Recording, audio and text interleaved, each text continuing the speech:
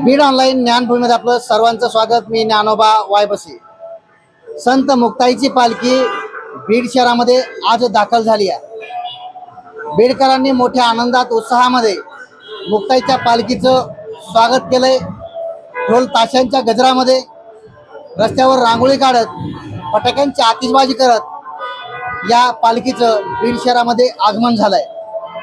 संत मुक्ताईची पालखी ही मुक्ताईनगर पासून पंढरपूरच्या दिशेने जात आहे। आज शहरामध्ये आल्यानंतर हीच ती पालखी आहे।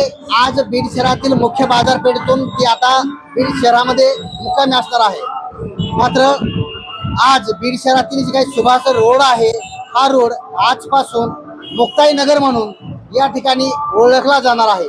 कारण माझ्या पाठीमागे पाहिलं गेलं तर हाच तो मुख्य बाजारपेठ आहे, जी की बाजारपेठेमध्ये असताना ही बाजारपेठ सुभाष रोड म्हणून ओळखली जाते। याच बाजारपेठेमध्ये आता काही वेळामध्ये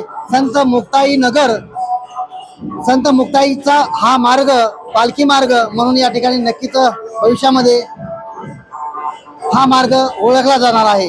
जेणेकरून आता काही क्षणामध्ये या ठिकाणी संत मुक्ताईची पालखी आलेली आहे। काही क्षणामध्ये या ठिकाणी आता या मार्गाचं नामकरण होणार आहे। त्या दृष्टिकोनातून सध्या बीडच्या या मुख्य बाजारपेठेमध्ये संत मुक्ताईची पालखी आता काही क्षणामध्ये या ठिकाणी येते।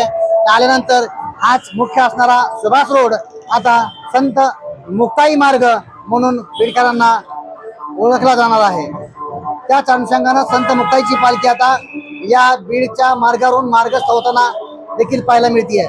लाखो भाविकांच्या उपस्थितीमध्ये हा पालखी मार्ग संत मुक्ताई मार्ग म्हणून ओळखला जाणार आहे।